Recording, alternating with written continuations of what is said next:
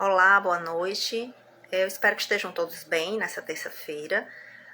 Nós estamos aqui, meu nome é Cristiane, nós estamos aqui para conversar um pouquinho sobre o Código Penal da Vida Futura, tá? É a nossa palestra de hoje. Mas antes de fazer a palestra, como regra, nós vamos ler uma mensagem.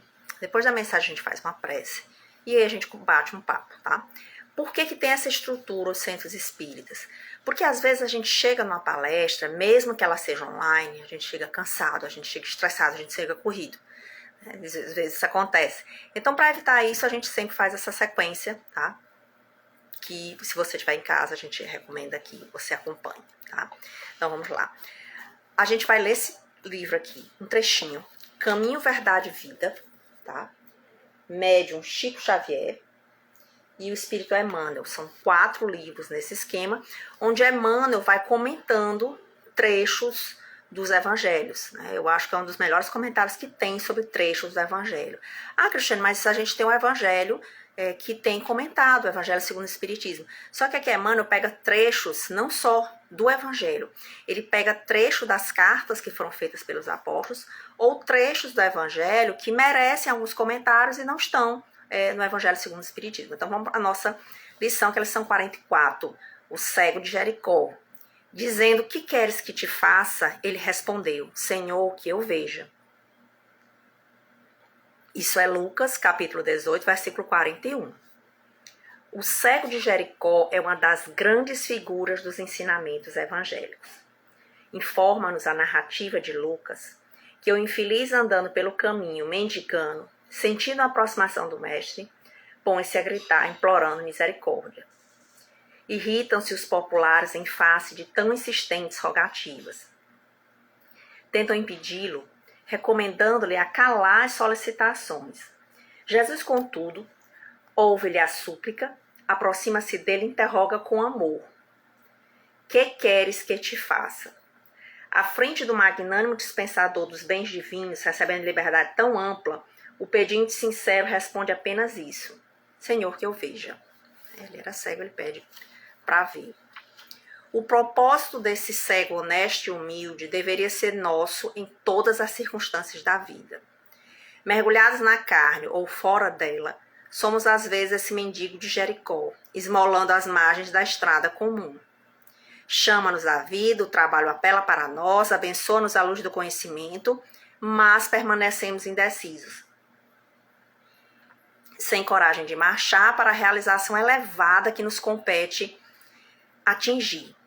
E quando surge a oportunidade de nosso encontro espiritual com o Cristo, além de sentirmos que o mundo se volta contra nós, induzindo-nos à indiferença, é muito raro sabermos pedir sensatamente. Por isso mesmo, é muito valiosa a recordação do pobrezinho mencionado no versículo de Lucas. Porquanto não é preciso compareçamos diante do mestre com volumosa bagagem de rogativas. Basta-lhe peçamos o dom de ver, com a exata compreensão das particularidades do caminho evolutivo. Que o Senhor, portanto, nos faça enxergar todos os fenômenos e situações, pessoas e coisas com amor e justiça, e possuiremos o necessário à nossa alegria imortal.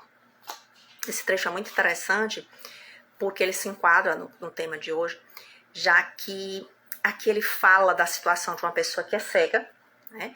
A multidão impede que ele peça a Jesus o que ele quer pedir, mas ele pede, ele diz, Senhor, que eu veja.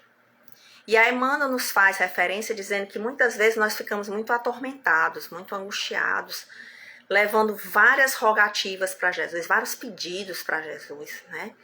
E ele diz que o cego, ele deve ser um paradigma, né? Um padrão, tanto nós como encarnados ou como desencarnados.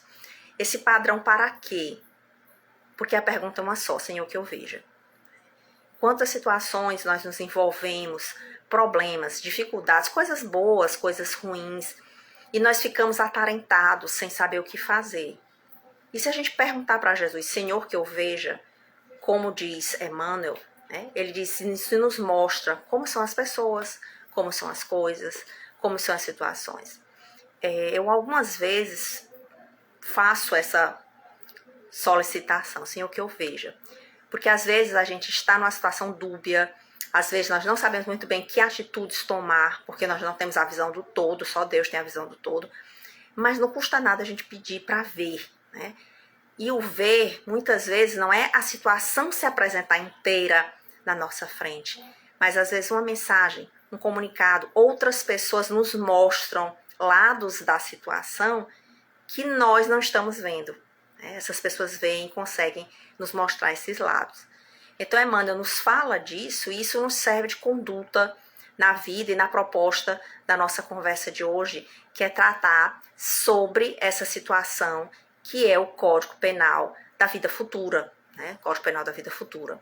Então, reitero a recomendação, tá? Caminho, Verdade e Vida, são páginas curtinhas, e você vai lendo e o Emmanuel faz comentários muito interessantes sobre pequenos trechos do Evangelho da Carta aos Apóstolos. O que é um Código Penal e o que é esse Código Penal da Vida Futura que nós estamos tratando aqui na nossa conversa, tá? O Código Penal é um conjunto de leis, certo? Que a maioria dos países, quase todos os países, eu não vou dizer todos porque pode ter alguém que não tenha, mas todos os países, uma boa parte, tem um Código Penal. Para que serve esse Código Penal? O Código Penal ele estabelece normas, tá?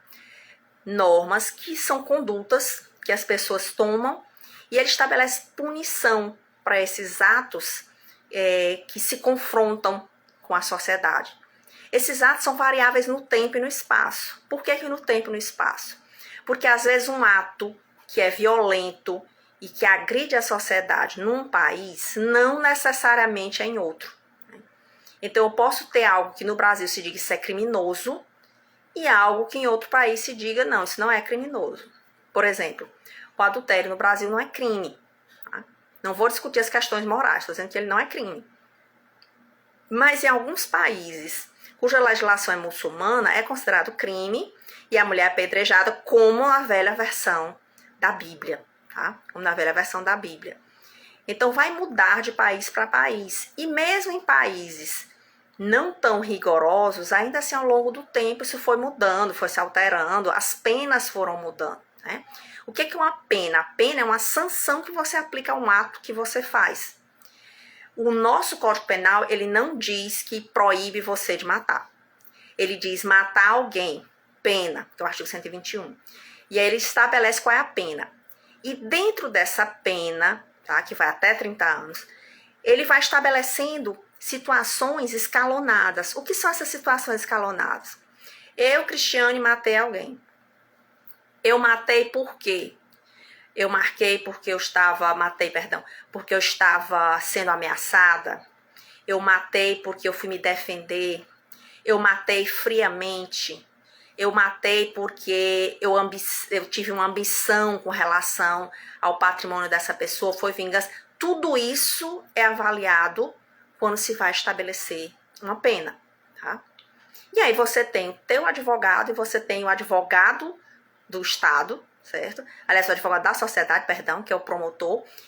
E você vai participar de um processo e esse processo vai te estabelecer penas. Ao longo desse processo, são avaliadas várias coisas e entre elas se observa, será que a Cristiane cometeu esse ato mesmo? Será que não foi outra pessoa? Ela foi induzida? São feitas várias coisas até se chegar a um consenso dentro da nossa justiça que é falha. Olha, esse ato foi um ato que a Cristiane não pode ficar em sociedade, então nós vamos recolhê-la, vamos colocá-la no presídio. Mas pode ser que esse meu ato não seja um ato tão grave que precise me retirar da sociedade. Não, Cristiane, esse ato aconteceu, não foi tão grave, você pode pagar esse ato através da prestação de serviços comunitários. Não, a Cristiane não estava em si naquele momento.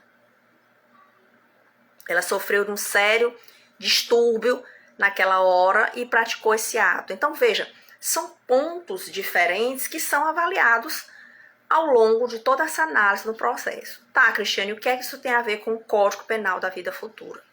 É que como nós temos um Código Penal no Brasil, que foi ao longo do tempo sendo atualizado, modificado, e nós temos também em outros países, para nós espíritas, nós temos um chamado Código Penal da Vida Futura, que é mais ou menos a noção do que nos aguarda do lado de lá, a depender das nossas ações. Então eu volto porque eu tinha falado antes com relação à questão do homicídio. O nosso código diz que se você matar, aí ele aplica uma pena. No mundo espiritual, mesma coisa.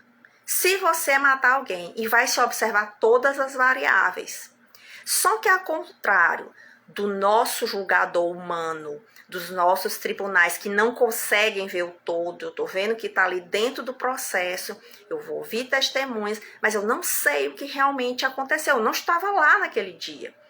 Né? As testemunhas falham, as partes às vezes não lembram, há várias coisas que podem acontecer dentro do processo. No mundo espiritual não tem isso.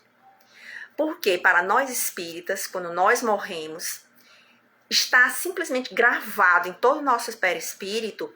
O que é o perispírito? Essa parte que fica, nós temos o nosso corpo, nós temos um perispírito e dentro dele se contém o espírito. Fica tudo gravado, tá? É como você imaginasse as imagens que você filma e essas imagens que você filma ficam registradas. Então, todos os nossos atos ao longo das nossas existências, séculos após séculos, ficam registrados. Então, o que é que acontece? Morremos. Esse dia vai chegar para todos.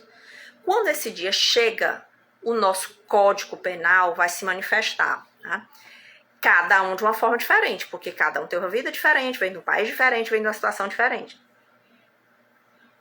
E através desse código, nós vamos poder saber com precisão, antes da gente morrer mesmo, o que é que vai nos acontecer.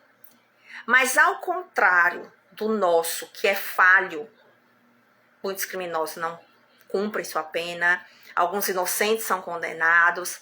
O Código Penal da Vida Futura, ele não tem falhas, ele não tem erro, tá? Mas ele tem benevolência, ele tem clemência, porque o nosso humano tem, né? E a divindade também tem. E aí a gente vai comentar algumas partes, tá? Desse Código Penal através de algumas questões que existem no Livro dos Espíritos, certo? Então, já que eu sei o que é o Código Penal da Vida Futura, já que eu sei como funciona essa sistemática, agora a gente vai conversar um pouco sobre elas, né? Então, primeira coisa, Cristiane, como é que Deus vai acompanhar tudo isso? Deus não precisa acompanhar tudo isso porque ele tem seus emissários e tem os nossos próprios registros.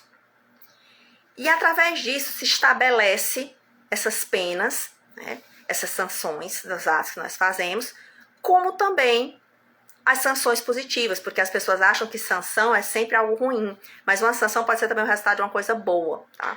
Então tem uma pergunta, que é o 965, que diz o seguinte: as penas e os gozos da alma depois da morte tem alguma coisa de material? Diz o bom senso que não podem ser materiais, já que a alma não é matéria.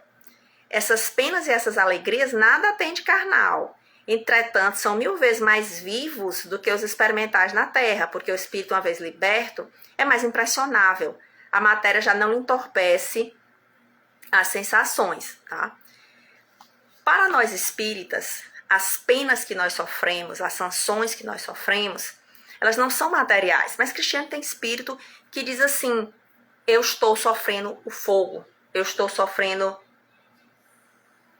queimaduras, eu estou passando por situações assim, é porque ele ainda continua sentindo, ou ele mesmo se pune, ou ele acha que é assim, que vai depender da religião de cada um, a forma que a pessoa encara os seus atos, a sua vida, etc. Tá?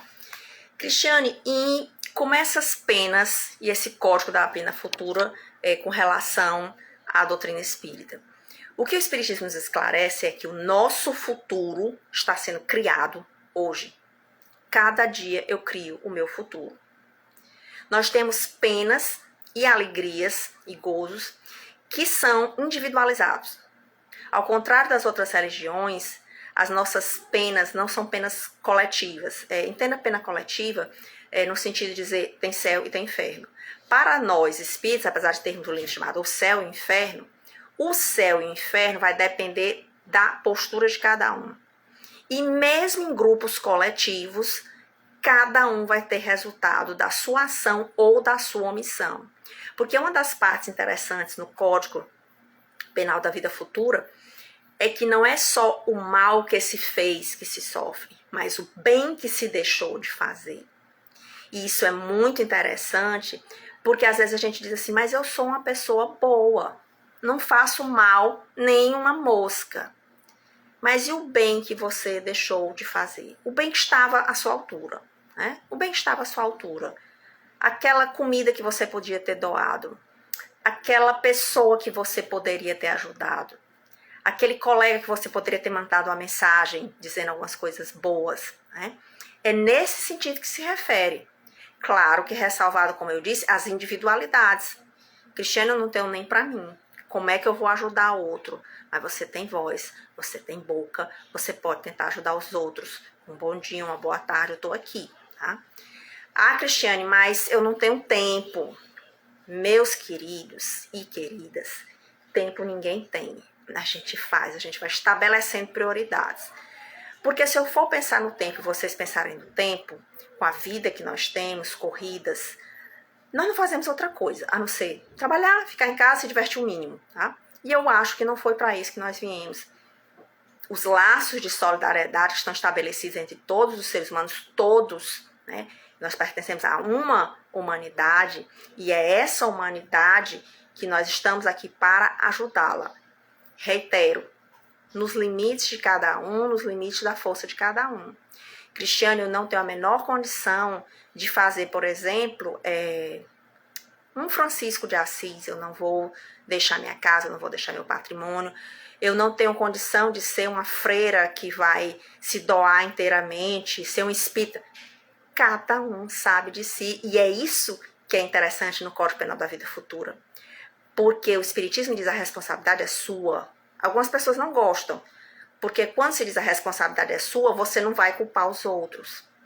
Cristiane, mas aí tu tá afastando a possibilidade dos espíritos maus, os bons espíritos nos ajudarem, os maus nos prejudicarem. Eu não estou afastando. Eu estou dizendo que é uma decisão nossa. É uma decisão nossa, os atos que nós vamos tomar. Os atos bons e os atos ruins, porque nós não estamos sós. Se a gente pedir ajuda, os bons espíritos virão. Como os maus espíritos também nos cercam.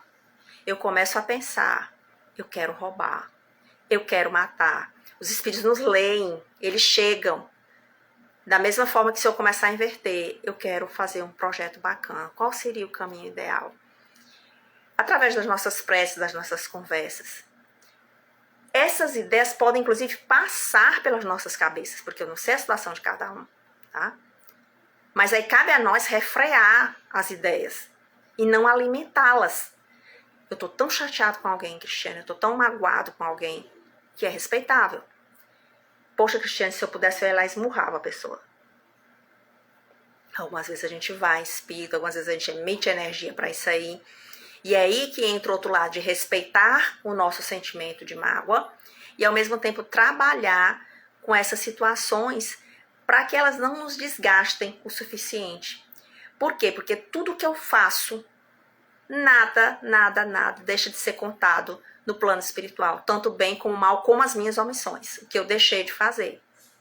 Então, quando morremos, nos aguarda essa situação. O que eu fiz? O que é que eu deveria ter feito? O que é que eu poderia fazer? Poxa, Cristiane, mas é um pouco complicado, né? Não, não é complicado, não. É muito parecido, como eu disse, com o nosso humano. Se avalia todas as situações, todas as coisas para poder chegar a uma situação, né? Cristiane, mas como é que fica a questão de, por exemplo, a pessoa morre, né? E ela cometeu grandes crimes. Aí vem a questão da justiça divina. O que são esses grandes crimes?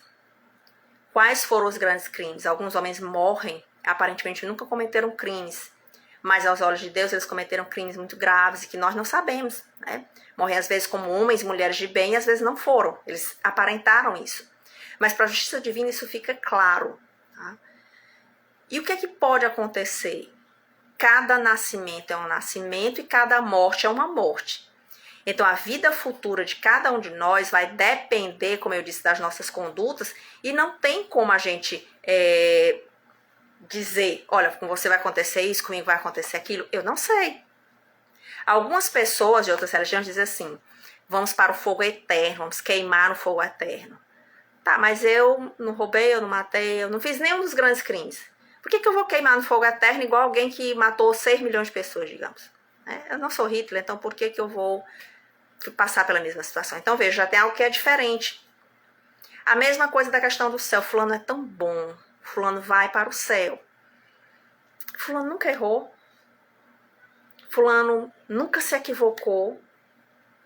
Como é que você tem tanta certeza que o fulano ou a fulana vai para o céu?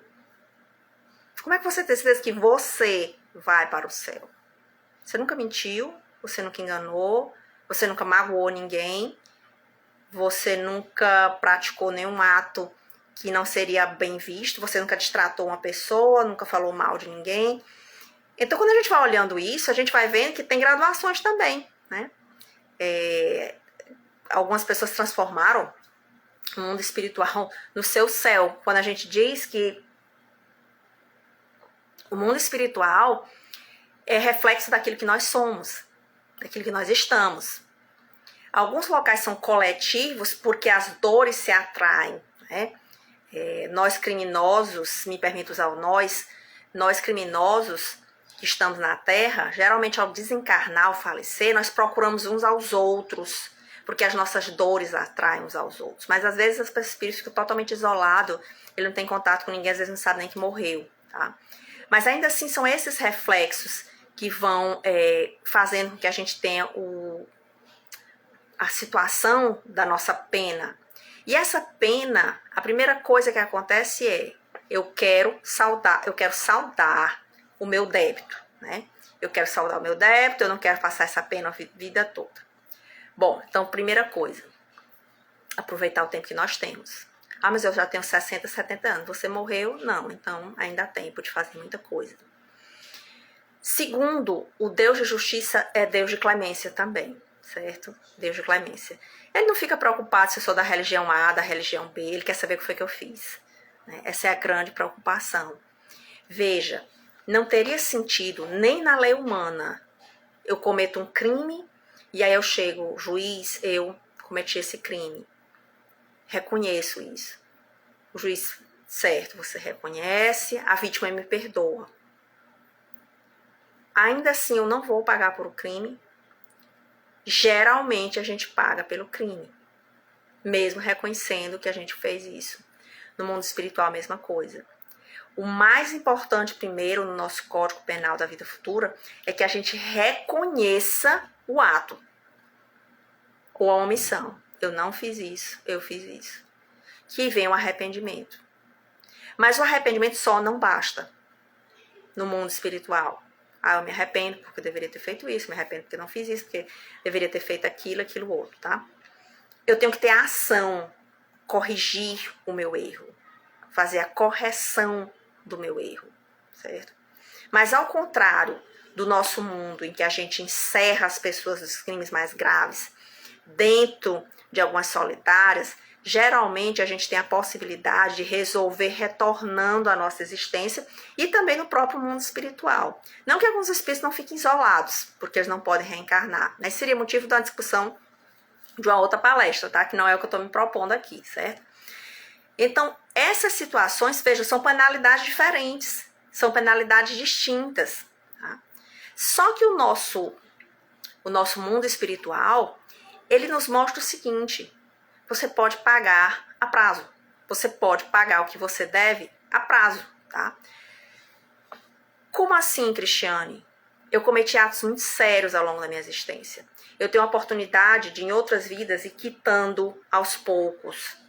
Geralmente, quando a gente reencarna, a gente esquece isso e reclama de tudo e de todos. Eu não estou falando que eu não reclamo, porque eu reclamo também, mas aí eu paro e penso, não, tá tudo ótimo, vamos continuar em frente, porque senão o negócio vai ser pior, tá?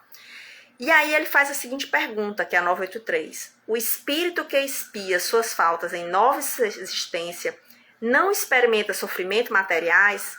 Será então exato dizer-se que para a alma depois da morte só há sofrimentos morais? E o livro dos espíritos respondem, sim, só há sofrimentos morais. Ele acha que sente dores físicas, mas não sente mais dores físicas. Ele tem a impressão que são dores físicas, tá? E o nosso código da vida futura, né, as nossas penas também podem ser pagas em outras existências, como eu comentei com vocês. Os nossos sofrimentos, as nossas dificuldades, os nossos problemas, geralmente são resultados, e nisso o Evangelho é brilhante, aliás, o Livro dos Espíritos é brilhante, resultados de existências pregressas e atuais. Por que ele fala atual? Porque muita gente diz o seguinte, em vidas passadas eu devo ter feito isso, é por isso que eu passo por isso, tá? Mas muitas vezes você está fazendo aqui mesmo. Muitas vezes você está fazendo aqui, tá? Imagina que eu passo e trato mal os meus pais a vida toda. E eu imagino que eles sejam bons pais, estou só dando um exemplo. Eu os trato mal a vida toda. Quando é mais tarde, é normal, meus pais dizem, não, já basta de tanto sofrimento. Não a detestamos, mas vamos deixar ela de lado. Aí eu vou reclamar da solidão, que meus pais não me dão apoio.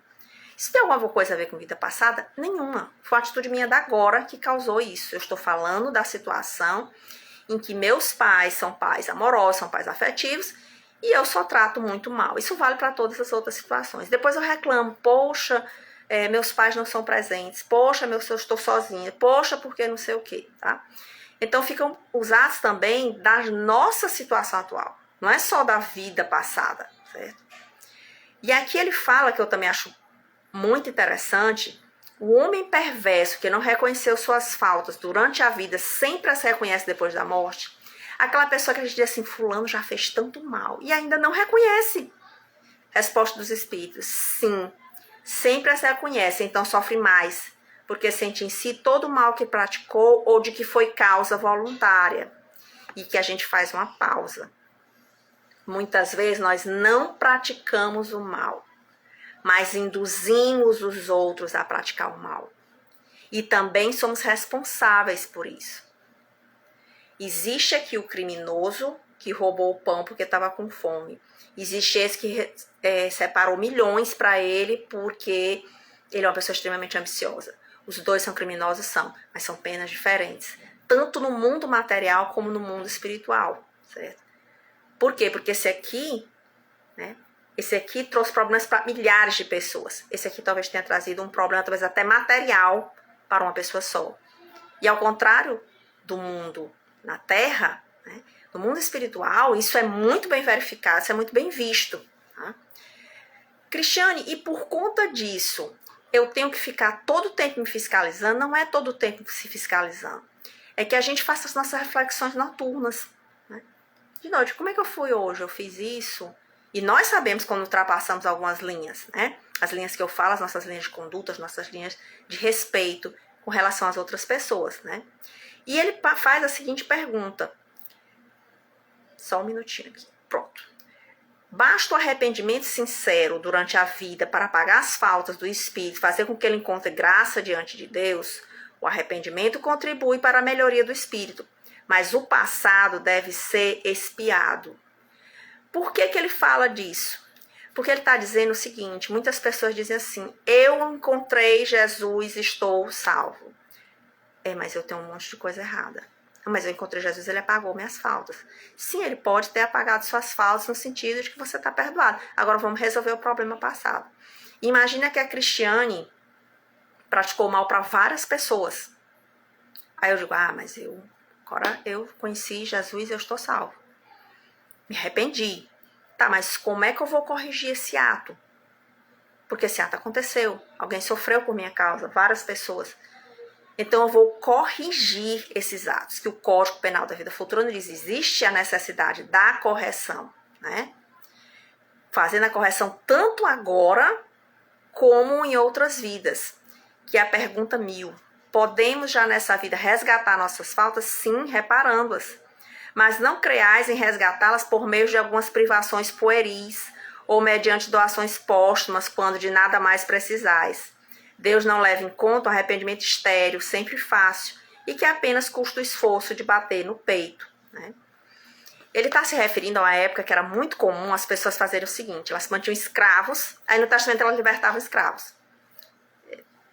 Tu manteve escravo, agora tu vai libertar o escravo? Não, eu vou fazer várias doações pós-morte. Por que você não fez ela em vida? Se eu deixar para a morte? Porque eu quero que cubra os meus erros. Então, o Código Penal da Vida Futura também trata disso, né? Que não é só essa questão do arrependimento, como ele diz, por meio de algumas privações, né? Nunca mais vou fazer isso, nunca mais vou fazer aquilo. Tá, mas você está realmente mudando como pessoa, tá? E essas faltas, nós temos que ter cuidado, porque para a falta vem a sanção, nós temos ela na vida futura. Mas ao vir na vida futura, não necessariamente essas faltas significam que vamos ser punidos naquilo que nós sofremos. Ah, eu matei alguém, então vou morrer alguém me matando. Ah, eu queimei várias pessoas, então vou morrer queimado. Não é essa a lógica dentro do Código Penal da Vida Futura. Pode ser, mas não é. Porque, como eu disse antes, o Deus de amor é o Deus de justiça. Tá? Existem doenças, existem provas, existe a prova de amor. Né? Como nos fala o apóstolo João, né? O amor cobre uma multidão de pecados. Os nossos atos bons cobrem as nossas falhas, sem que a gente precise necessariamente passar por um sofrimento imenso, né? A gente passa pelo sofrimento imenso porque a gente é teimosa e a gente insiste em fazer errado, mesmo sabendo o que é o certo, tá?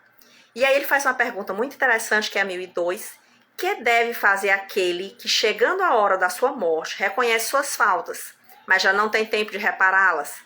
Basta-lhe arrepender-se nesse caso? O arrependimento apressa sua reabilitação, mas não absolve. Não tem ele o futuro pela frente, que jamais lhe é fechado, que é uma das características do espírita. Nós não ficamos tão preocupados porque nós temos a vida pela frente, o futuro pela frente. Não é abusar do nosso presente, tá? Não é dizer assim, eu não vou fazer nada de bom, não vou ajudar ninguém, não vou fazer nada, porque tem outras vidas. Mas eu tô só acumulando, postergando, sabe? O procrastinador, a gente fica o procrastinador espiritual, a gente fica jogando lá para frente algo que poderia resolver agora. Não é nesse sentido que o livro está se referindo, mas no sentido da garantia que se não deu para fazer, como diz o semeador que saiu a semear, né? Se não foi 100%, foi 80%, foi 70%, foi 50%, então que a gente saiba que a gente vai tentar fazer isso melhor da próxima vez, tá? Essa duração de penas é infinita? Eu vou morrer, vou para o inferno, ficar para sempre? Não. Porque no Espiritismo não existem penas eternas. O ser humano é que acha que ela é eterna, por conta do sofrimento que ele está passando. Mas elas não são eternas. Certo? Essas penas têm tempo. Aí vem do nosso arrependimento, da nossa vontade de mudar, de várias outras situações que cada um é possível. Cristiane, as coisas boas são eternas, o homem não retroage. Então, se eu me torno um ser humano melhor, eu não tenho como retornar, ficar pior. Alguns defeitos meus eu vou corrigindo e vou alterando e vou modificando, e assim a gente vai de vida em vida, dando um jeito para que melhorar. Tanto que a pergunta 1008 diz o seguinte: a duração das penas depende sempre da vontade do espírito? Não haverá aquelas que lhes sejam impostas por tempo determinado? Sim. Há penas que podem ser impostas ao espírito por determinado tempo, mas Deus só quer o bem das suas criaturas.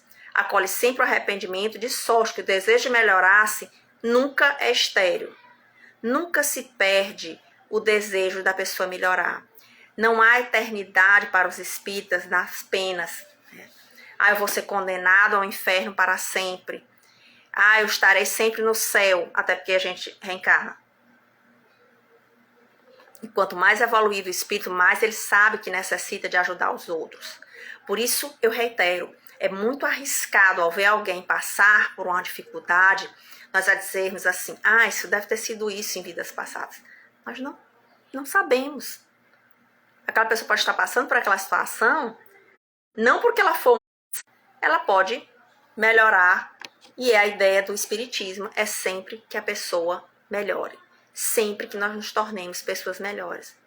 Sem o medo, sem o horror, sem o pavor, mas com a consciência de que nossas ações ou omissões serão sempre avaliadas diante desse Código Penal da Vida Futura. Né? Muitos espíritos falam em julgamentos, etc.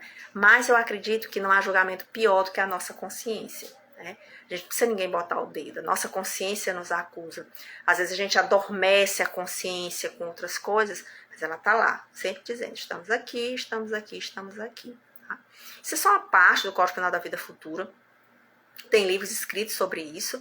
Eu lhe sugiro que você leia tanto o Céu e o Inferno, como essa parte final do Livro dos Espíritos, que trata do Código Penal das Vidas Futuras, e que poucas pessoas leem, e eu acho que ele tem tópicos bem interessantes para você falar sobre isso, que ele trata das penas, trata dos espíritos, a situação dos espíritos sofredores, a situação dos espíritos que estão em mundos mais evoluídos, né?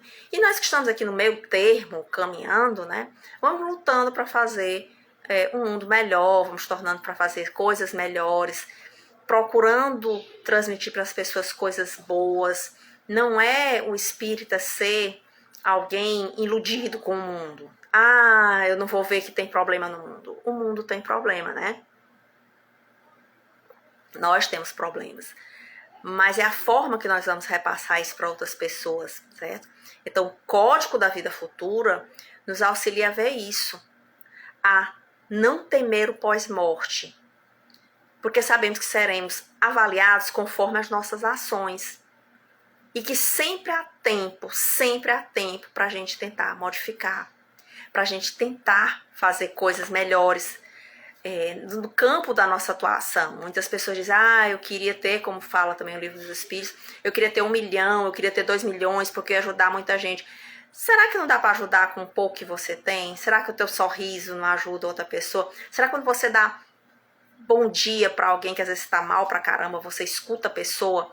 Isso também te ajuda e ajuda o outro também, certo? Então, eu só posso desejar a todos uma excelente noite. Que tenhamos muita paz, que a gente reflita nas nossas situações diárias, nas situações dos outros. Que na dúvida a gente se apegue à oração, né? Como a gente viu na nossa mensagem inicial, né? E o cego de Jericó, ele pediu para Jesus que eu veja. Então, como espíritos ou não espíritos, a gente vai assistindo, que a gente peça, Senhor, que eu veja a situação que eu estou entrando, que eu veja o momento, que eu veja, que os meus olhos físicos não veem, os meus olhos espirituais, eles tenham condição de ver, né? Para que a gente não tome atitudes impensadas, para que a gente não julgue sem ter certeza do que é que está acontecendo, porque o julgamento final e toda a visão da história nunca vai ser nossa, né? É sempre o Criador quem consegue ver tudo isso. Então, eu desejo uma excelente noite, né? Vamos só nos preparar para a nossa prece de encerramento, tá? Que a gente sempre faz. Querido Jesus, nós te agradecemos pelo dia de hoje. Nós te agradecemos por essa terça-feira. Senhor Jesus, que os nossos mentores espirituais, os nossos guias espirituais, que nos observam, nos ajudem a ver como estamos agindo, como estamos atuando com nossa família, com a sociedade, conosco mesmo. Às vezes são tão rigorosos. Pai de infinita misericórdia, que tua luz recaia sobre todos nós, os lares de cada um. Pai querido, abençoa nessa noite os que estão nos hospitais, nos abrigos, os que estão angustiados e desesperados. A todos aqueles que nesse momento pedem a tua ajuda. Aos homens e mulheres que nesse momento estão felizes e precisam de amparo também. Que Deus nos ilumine hoje e sempre, que assim seja. Tenham uma excelente noite e tudo de bom para todos vocês. Tchau, tchau.